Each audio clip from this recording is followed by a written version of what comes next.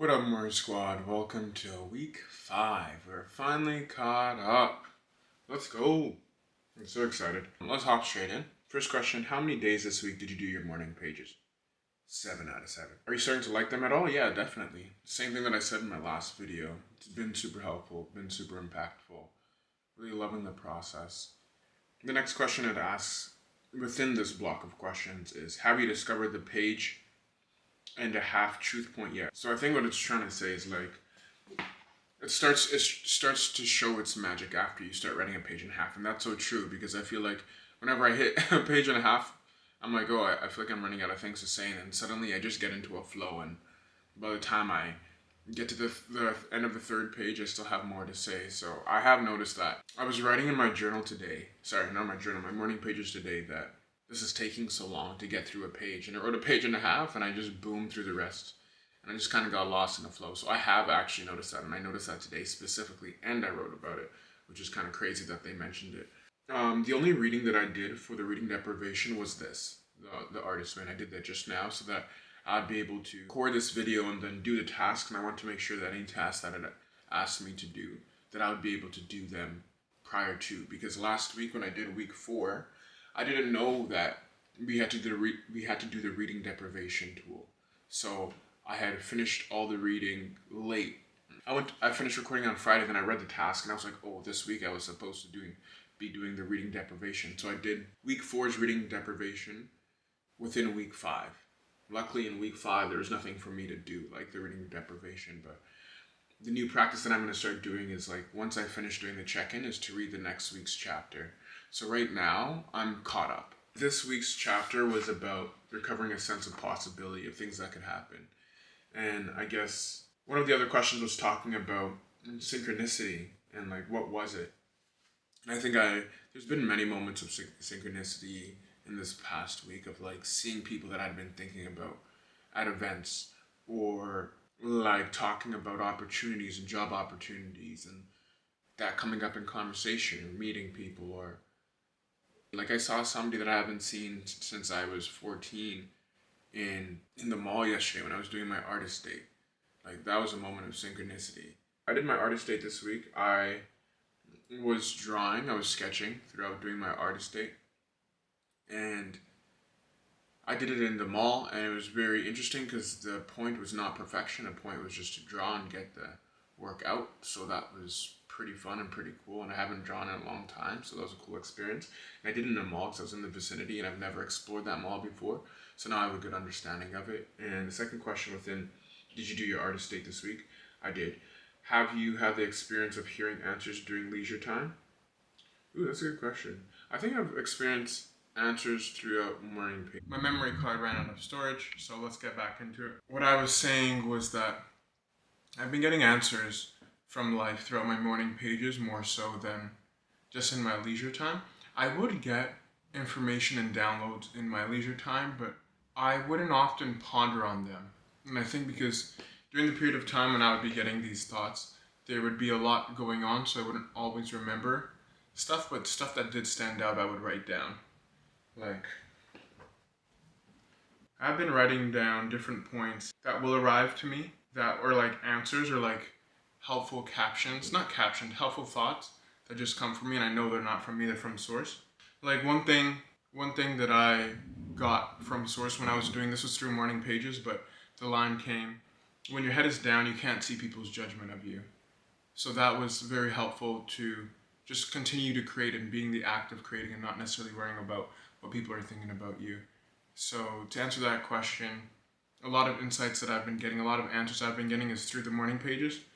I think I need to pay a better job of paying attention to my thoughts and not distracting myself. I just finished the reading deprivation tool, and I realized how much I've been consuming in general. It's like it doesn't even feel like over-consuming. This is probably the same amount that I consumed in the past, but it's a lot. Like today I had a headache from just watching and absorbing people's energy. So I think that this reading deprivation tool is very helpful to like understand what are my thoughts and what are other people's thoughts, and how can I balance the two and stay locked into what I want to do. So for a period of time at work, I just listen to nothing.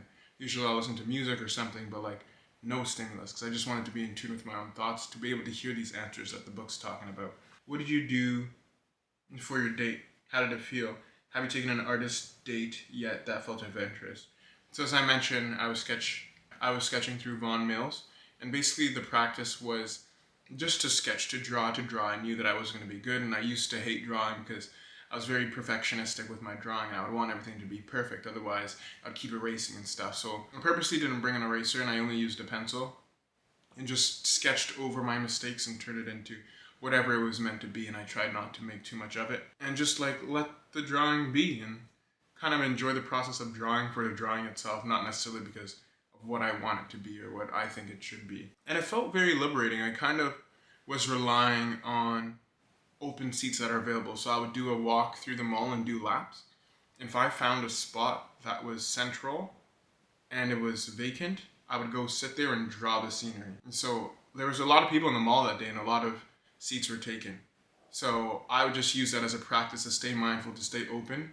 And then over time, it got very easy to spot open seats and like people would come beside me and see what I was doing. And I had to really lock in and zone in and not really care about what people think in order just to embrace my artist state, because my artist state is supposed to be by myself. It's not supposed to be socializing with people, but that felt like a great opportunity to socialize with the people that were sitting next to me because my energy was so open. You don't often see a grown person just doodling in the middle of a mall for no reason. So it was helpful to be uncomfortable and then find comfort in that uncomfortability, because on a regular basis, I'm not at a mall sketching random people and having them see me sketch. Like, it was just very interesting. I think people thought I was odd, which I think is the point. But it was really cool to be able to just draw and doodle and spend time with myself and not judge the process and not judge the result and literally draw for the sake of drawing and having fun with it. So it was a great experience and I really enjoyed this artist day, and that's how it felt. Have you taken an artist date yet that felt adventurous? Not really. I haven't really done anything that's been adventurous per se in my standards. All those stuff seem pretty. Like, I haven't done anything that was adventurous. Everything that I've done for an artist date has been pretty tame, in my opinion. I don't know. Like, an adventure would be like going to Montreal as an artist date for a day and coming back. Did you experience any synchronicity this week? What was it? Try inaugurating a conversation on synchronicity with your friend. It was interesting because I was talking to one of the vendors that I work with, and she was telling me about how she does the sketching in public. Like, she'll go out and do artist dates like every weekend just so she can explore her creativity and just draw for the sake of drawing. And that's how I got the idea for the artist date. Because I was like, well, what should I do? What should I do?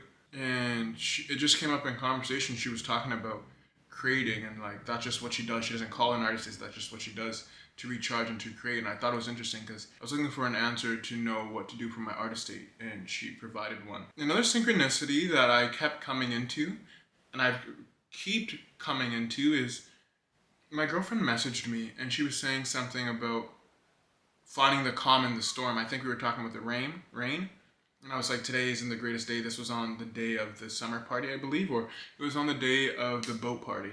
And it was raining. And I was like, saying that I wasn't for, like, I really love the rain. But I was saying I wasn't really up for the rain today. And, like, the day was kind of hectic. And I think she said something about finding the calm in the storm. When I went to the mall, I saw a poster that said, for Arc'teryx, that said, calm in the storm. Then I went to the summer party, and at the Amsterdam Brew House, there was a drink. The drink menu's title was said "Calm in the Storm." Another synchronicity that I saw was I really wanted to scroll on my phone because I didn't really want to socialize, and I was talking about this in week 4. And you know how like you're not supposed to see like gas numbers changing. Like, you rarely see it. You just always see it, and it is what it is. Or like you never see the signs for McDonald's changing, or like, you know what I mean? I saw in the brew house, I saw somebody changing the sign for an IPA and like the beers that they had listed them. They were like taking off the sign and putting a new one. I thought it was so cool because in that moment, like a couple seconds before, I really wanted to just isolate and be by myself and not really look around and not engage. But because I was doing the reading deprivation tool, I had to just be in the present moment, and being in the present moment forced me to look around. Looking around caused me to see that.